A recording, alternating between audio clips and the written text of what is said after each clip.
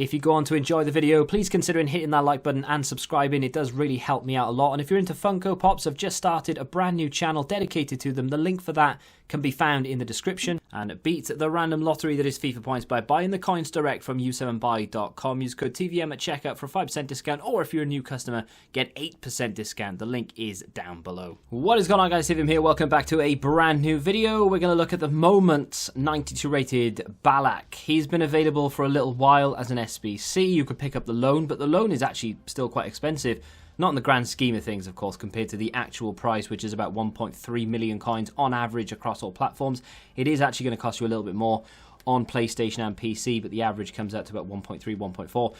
The loan is an 82 rated team, which is a lot for a loan. However, because loans this year are, I mean, they're limitless really with regards to friendlies. You can use them all year, and I have probably enough to fill 3 or 4 squads, just loans in the club, because I play friendlies a lot.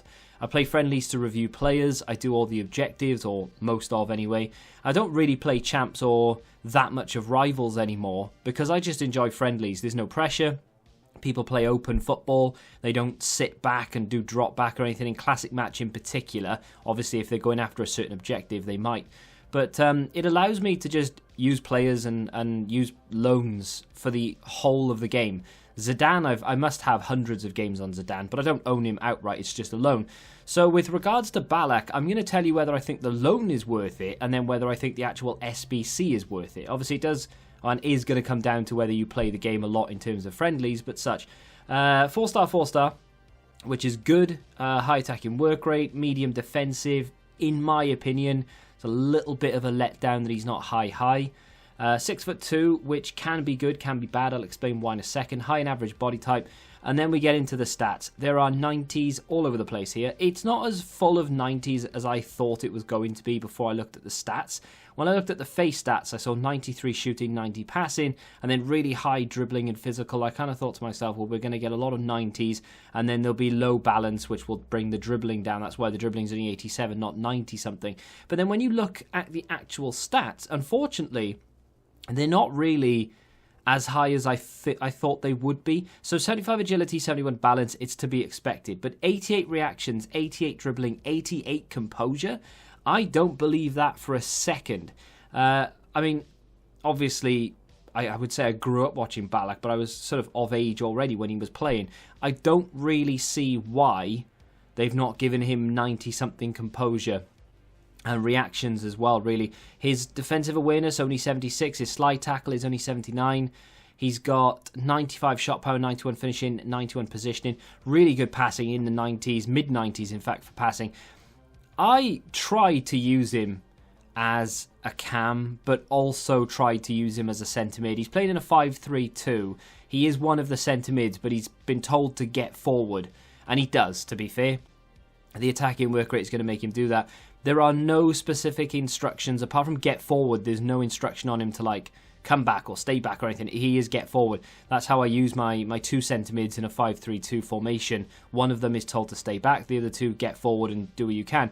Ballack loves to get forward. He's very good at doing so. He's not obviously going to be the most agile player in the world, and that's to be expected given the fact that he's 6'2" with 75 agility. The game just doesn't allow anyone over the height of around 6 foot to 6'1" to feel agile regardless of their agility stat, which is really frustrating, but it's just the way that it is.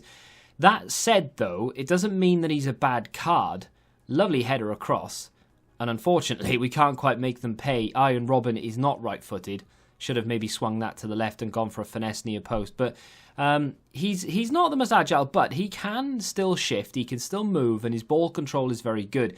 Definitely capable of manoeuvring in between defenders using the R1. His finishing is solid when he gets a chance. If you play him as a cam, I don't recommend it, but if you do play him as a cam in like a, I don't know, 4-3-1-2, if anybody plays that formation or anything like that, if you play him as an actual cam, you'll get a lot of goals because his finishing is very good from short range, from close range, and his finishing is very good from distance as well. So I wouldn't worry too much about his finishing ability and the fact that his composure is only 88. It's not going to be a problem. Using him in the formation that I used him and use him in the position like almost like a box-to-box midfielder, I guess, it works, and it works for several reasons. He has great strength. He has the sort of the building blocks of defensive capability. So 84 stand tackle, 95 heading, and 81 interceptions. It's not amazing, but it's kind of there, you know? It's in and around where it needs to be for a chem style to come along and just lift it. And that's what a shadow does. Now, a lot of people will recommend you to use like a hunter or an engine, but a shadow is a very viable counter style because it gives you that 92 acceleration, 93 sprint speed, which I wouldn't say he needs, but it does help in terms of mobility. He does feel a lot more mobile with that pace. Look at that for juggling. You can't juggle anymore in this game. Ballack can, and a good little finish with his weak foot as well. But yeah, that shadow takes up the stand tackle up into the 90s. His heading is now perfect. His interceptions go up. Obviously, all the defensive stats are now more than capable. And it turns him into a real box-to-box powerhouse. He is very, very good at putting in challenges. He's very good at going forward. His passing is on point. And he has strength to boot as well. There aren't really that many negatives to speak of, to be fair, in terms of Ballack. And that's one of the reasons why he's between 1.3 1.4 million. Because you have that player that can play anywhere in the middle and up front.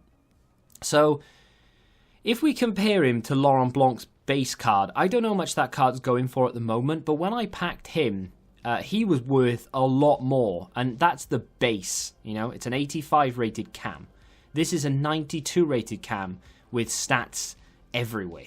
4-star, 4-star, and he feels absolutely nowhere near as clunky as that Laurent Blanc feels. I still have him in my club, and I can't really use him because he's just too slow and too sluggish. Didn't have that problem with Ballack despite the agility and the height. I didn't really feel like, oh god, I can't move. You know, didn't feel that at all. So, should you do the loan? In my honest opinion, absolutely. If you play anywhere near enough friendlies, you'll get your money's worth from an 82 rated loan, for sure. This guy is really, really good to have if you need a German, if you need an icon, if you need links to Germans or other leagues, or just in general, if you enjoy playing the game and you want to have a player that is enjoyable to use, do the loan. In terms of doing the full icon SBC, I know a lot of people will argue that you might as well buy him off the market because he's not that much cheaper, blah, blah, blah. But you and I both know that if you have a load of untradeable fodder, it doesn't matter if he's, 50, 60,000 coins on the market. If you have no coins, but you have 2 million coins worth of fodder, and it's all untradeable, you can't just buy him on the market. I know, I understand that. So, is it worth to do the SBC? This is an endgame card. It doesn't necessarily look like it on paper, but he will do you till the end of the game, in my honest opinion. He might flag a little bit once we start getting like top-end Team of the Seasons and Summer Heat cards, if they exist this year. Probably not. It'll be exchanged with something else. But if they start releasing that type of promo, then obviously we're going to struggle in that sense. But for the most part, at least, he is endgame, and he will do a job in the midfield for you the entire rest of this FIFA. I like him a lot. I think he's a very good card. If you're a fan of him in particular, you should be doing this. But otherwise, you've got time to think about it. You've got a month. Let me know what you think of him in the comments. I would definitely try the loan, though. It is definitely worthwhile to pick up the loan, even if you do decide not to do the icon in the end, because at least you'll have him for friendlies. But if you have enjoyed the video, do me a favor and hit that like button. It really does help me a lot. Subscribe to the channel if you're new, of course. And until the next time, goodbye.